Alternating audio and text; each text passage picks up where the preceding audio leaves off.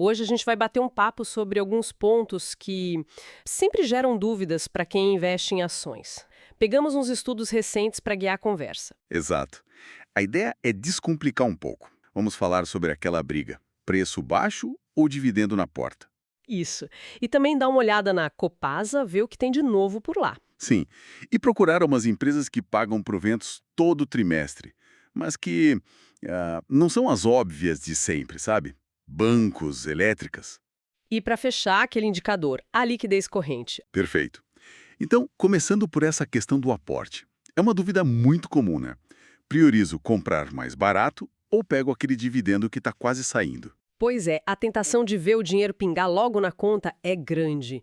Mas pensando a longo prazo, qual deveria ser assim o foco principal? Olha, o conceito do preço teto, né? Que é basicamente comprar com a margem de segurança. Isso deveria ser fundamental. Sempre.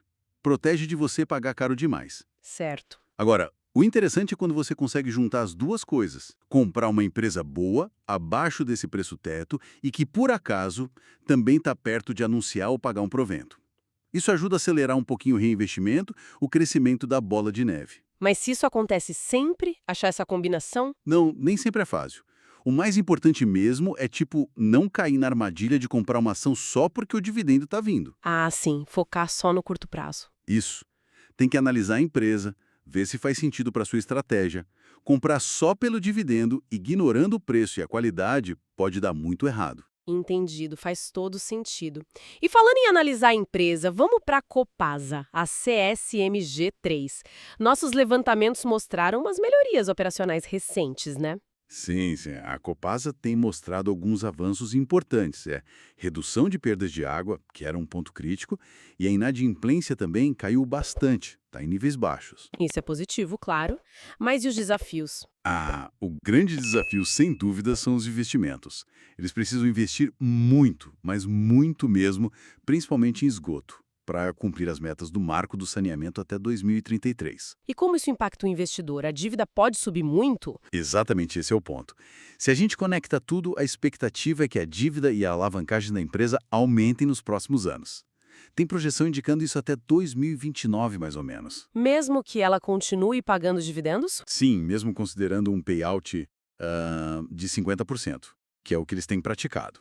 O problema aqui é o tempo, sabe? O investimento é pesado agora, Uhum. mas o retorno na tarifa demora para vir. Isso. O reconhecimento disso na receita, que viria com as revisões tarifárias, só deve acontecer de forma mais relevante lá para 2025, 2026. Nesse meio tempo, o caixa pode ficar mais pressionado. E, claro, a capacidade de distribuir dividendos também. Então tem uma janela aí de, digamos, maior atenção até essas tarifas serem ajustadas. E a avaliação dela hoje, como tá? Exato, é um ponto para monitorar. Hoje, ela está negociando com um preço sobre valor patrimonial um pouquinho acima de 1. Quer dizer, o mercado paga um pouco mais do que o valor contábil dela. Já esteve mais barata historicamente. Sim, já teve momentos de negociar abaixo do valor patrimonial. E vale lembrar que a Copasa costuma anunciar proventos trimestralmente. Geralmente as datas com são em março, junho, setembro e dezembro. Interessante essa dinâmica toda. Agora, mudando um pouco de assunto, mas ainda em proventos. Para quem quer ter uma renda caindo mais vezes ao ano, tem boas opções de pagadoras trimestrais fora daqueles setores manjados, tipo bancos, energia, seguros? Tem sim, com certeza. E o legal disso é poder montar um fluxo de renda mais constante, né? A gente levantou alguns exemplos interessantes. B3, a nossa bolsa. B3, olha só. Sim, BR Partners, Ferbasa, Grandene, Gerdau e Metalúrgica Gerdau também, Klabin, Irani Papel e Embalagem, Marco Polo, Schultz, TIM e Vivara. Uma lista bem variada, hein? Bastante. E tem até casos como os Vulcabras e Aliança e Sonai, que, segundo informações recentes, pagam mensalmente. Nossa, mensal é ainda mais frequente. Mas voltando para as trimestrais, algumas dessas que você citou como Gerdau, Ferbasa, Klabin, são ligadas a commodities, né? O dividendo delas não varia muito mais. Como fica a previsibilidade? Excelente ponto. Sim, a volatilidade dos resultados e, consequentemente, dos dividendos é bem maior nesses setores. É uma característica deles. Então, para quem busca aquele fluxo trimestral mais certinho, Precisa ter consciência disso. Talvez não dê para depender só dessas empresas para ter aquela renda previsível todo trimestre. A chave é a diversificação. Misturar setores na carteira ajuda a suavizar essas variações. Faz sentido, diversificar sempre ajuda. Bom, e para a gente fechar essa análise mais técnica, vamos falar daquele indicador? A liquidez corrente. Muita gente não olha para ele, né? É verdade, e ele é bem útil para ter uma ideia da saúde financeira de curto prazo da empresa. O cálculo é simples. Pega o ativo circulante, Que é o dinheiro em caixa, o que tem para receber logo, estoques. isso, tudo que deve virar dinheiro em até um ano, e divide pelo passivo circulante. As dívidas e contas que vencem nesse mesmo período de um ano. Exatamente. E aí o resultado diz bastante. Se der acima de 1,0, Significa que tem mais ativo de curto prazo do que dívida de curto prazo. Bom sinal, né? é um bom sinal de solvência, sim. Mostra que a empresa tem fôlego para cobrir os compromissos imediatos. A Irani, que a gente citou, por exemplo, está com um índice ótimo, tipo 3,51. Tem alto. Muito confortável.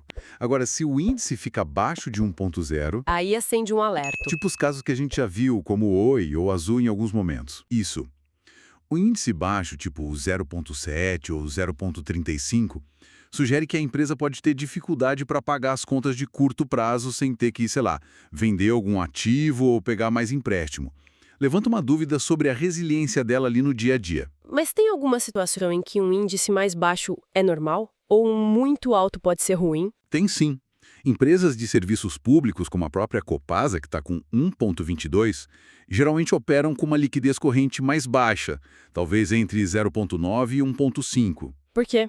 Porque a receita delas é muito previsível, né? Todo mês entra dinheiro das contas de água, luz, então elas não precisam ter tanto caixa sobrando. Por outro lado, um índice muito alto, sei lá, 4, 5, pode indicar que a empresa está sendo ineficiente. Como assim? Pode ser dinheiro parado no caixa sem render, ou estoque demais encalhado, recursos que poderiam estar sendo mais bem utilizados. Entendi. Então, mais uma vez, não dá para olhar só um número isolado. Tem que ver o contexto da empresa, do setor, analisar o conjunto todo. Exatamente. Nenhum indicador sozinho conta a história toda. Bom, acho que cobrimos bastante coisa hoje.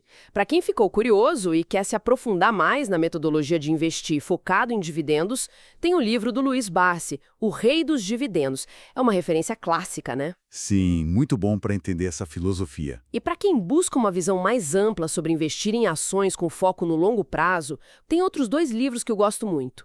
O Investidor de Bom Senso, do John Bogle. O criador da Vanguard. Fantástico. Isso. E também o Faça Fortuna com Ações, Antes que Seja Tarde, do Décio Bazin, um clássico brasileiro. São leituras que valem muito a pena para qualquer investidor. Os links para eles vão estar na descrição, tá? Ótimas recomendações. E para finalizar, aquele nosso aviso importante. Este estudo não constitui nenhum serviço de análise ou recomendação. O mercado de ações é renda variável, o risco existe e é real. Cada pessoa é responsável por suas próprias decisões de investimento. É isso aí. Um abraço e até a próxima. Até a próxima.